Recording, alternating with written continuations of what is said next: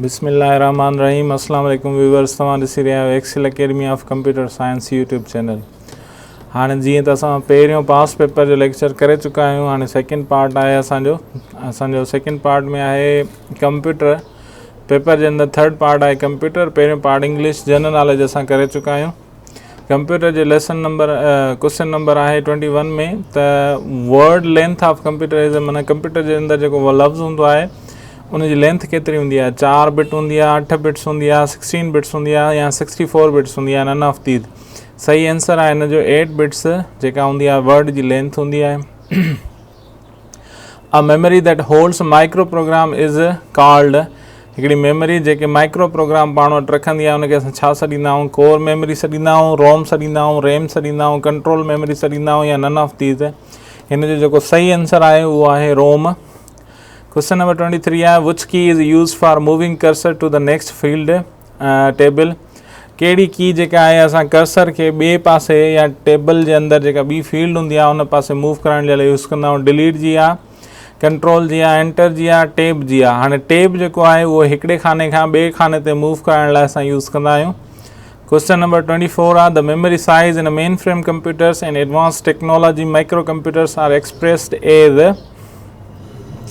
Computer memory जी जेका size आहे उहा मेन फ्रेम कंप्यूटर जे अंदरि ऐं एडवांस टेक्नोलॉजी जे अंदरि जेके माइक्रो कंप्यूटर्स आया आहिनि उन में कीअं बयानु कई वेंदी आहे?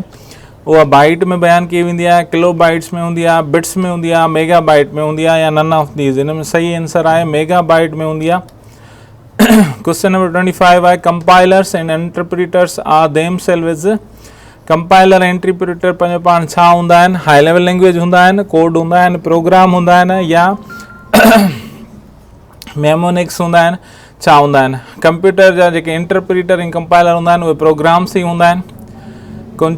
क्वेश्चन नंबर 26 आहे DOS is a dash. Digital computer आहे, एप्लीकेशन सॉफ्टवेयर आहे, एनालॉग कंप्यूटर आहे, सिस्टम सॉफ्टवेयर आहे। त डॉस जेको आहे बेसिकली उहो असांजो हिकिड़ो सिस्टम सॉफ्टवेयर आहे। क्वेश्चन नंबर 27 आहे which of the following is internal memory.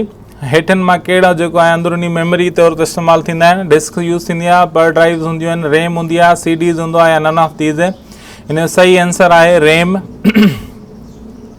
Question number 28 आहे storage area use to store data to components for the difference in the speed at which the different units can handle is called. छा सॾियो वेंदो आहे उन्हनि खे? Storage area में जेके असां कंपोनेंट्स हूंदा आहिनि मुख़्तलिफ़ स्पीड जे हवाले सां, जिथे उन्हनि जा जेके यूनिट हूंदा आहिनि स्टोरेज जे लाइ उन्हनि खे छा सॾियो वेंदो आहे? मेमोरी सॾियो वेंदो आहे, बफर सॾियो वेंदो आहे, एक्यूमुलेटर सॾियो वेंदो आहे या एड्रेस सॾियो वेंदो आहे? उनखे असां बफर सॾींदा आहियूं। जीअं मिसाल असांजी का बि वीडियो डाउनलोड थींदी आहे त उन पहिरीं हलण खां पहिरीं हेठां लाइन में बफिंग थींदी आहे, न बफर थींदी आहे। क्वेश्चन नंबर 29 आहे on a PC how much memory is available for application software. PC यानी कि कंप्यूटर जे अंदरि जॾहिं असां एप्लीकेशन सॉफ्टवेयर हलाईंदा आहियूं त उन लाइ केतिरी मेमोरी ॾिनल हूंदी आहे? 1024 KB, 760 KB, 640 KB, 65 KB। सही आंसर आहे 640 KB। क्वेश्चन नंबर 30 आहे the time required for the fetching and execution of one simple program is called. जेको कंहिं बि नंढे प्रोग्राम खे फेच करण लाइ या हलाइण जे लाइ हूंदो आहे उन टाइम खे छा सॾींदा आहियूं? डिले टाइम सॾींदा आहियूं, रियल टाइम सॾींदा आहियूं, सीक टाइम सॾींदा आहियूं या CPU साइकिल सॾींदा आहियूं? त हिन जो सही जवाबु आहे CPU साइकिल सॾींदा आहियूं। How was the generation of computers classified. Computer जी जनरेशन्स खे कीअं विरहायो वियो आहे? By the device used in memory and processor, by the speed of computer, by the model of computer, by the accuracy of computer, none of these। हिन जो सही answer आहे by the device used in a memory and processor। Memory ऐं जेको processor आहे उन जे हिसाब सां उन्हनि खे क्लासीफाई कयो वेंदो आहे। a medium for transferring data between two locations is called। ज़रियो जेको आहे ॿिनि जायुनि ते डेटा खे ट्रांसफर करण जे लाइ इस्तेमालु कयो वेंदो आहे उनखे छा सॾींदा आहियूं असां? नेटवर्क, कम्युनिकेशन चैनल, मोडेम या बस या नन ऑफ दीज। हिन जो सही जवाबु आहे कम्युनिकेशन चैनल। कम्युनिकेशन चैनल जे थ्रू ई असां ॿिनि जायुनि ते डेटा ट्रांसफर कंदा आहियूं। क्वेश्चन नंबर 33 आहे software testing is done to fix the dash.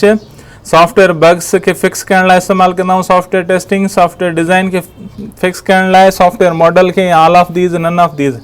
हाणे हिन जो सही जवाबु आहे सॉफ्टवेयर बग्स खे। सॉफ्टवेयर टेस्टिंग थींदी आहे सॉफ्टवेयर जा बग्स जेके हूंदा आहिनि उन्हनि खे फिक्स करण जे लाइ। 34 क्वेश्चन आहे which of the following is not antivirus software. हेठिन मां जेको आहे एंटीवायरस सॉफ्टवेयर न आहे उहो नेव, एफपोर्ट, ओरेकल, मिकाफी, नन ऑफ दीज। ओरेकल जेको आहे डेटाबेस मैनेजमेंट सिस्टम आहे उहो इन जो सही जवाब आहे। 35 क्वेश्चन आहे which number system is usually followed in a typical 32 bit computers. कहिड़ो जेको आहे बाइनरी नंबर सिस्टम जेको आहे उहो इस्तेमालु कयो वेंदो आहे 32 बिट कंप्यूटर जे अंदरि। हिकिड़ो बाइनरी, डेसिमल, हेक्सा डेसिमल ऐं ऑक्टल। सही जवाब जेको आहे उहो आहे बाइनरी जेको आहे। अॼु प्रोग्राम हिते, अॼु लेक्चर हिते ख़तमु कयूं था। इंशाल्लाह नेक्स्ट लेक्चर सां गॾु थींदासीं। तेसि ताईं चैनल खे सब्सक्राइब ज़रूरु कंदा, वीडियो लाइक कंदा, कमेंट ज़रूरु कंदा। ग़लतियूं वग़ैरह थियनि थियूं, शुरूआती लेक्चर आहिनि, उन्हनि जे लाइ माज़रत ख़्वाह। इंशाल्लाह तव्हांजी सजेशन खे ॾिसंदे इंशाल्लाह इम्प्रूवमेंट ईंदी। Thank you so much. अल्लाह हाफ़िज़।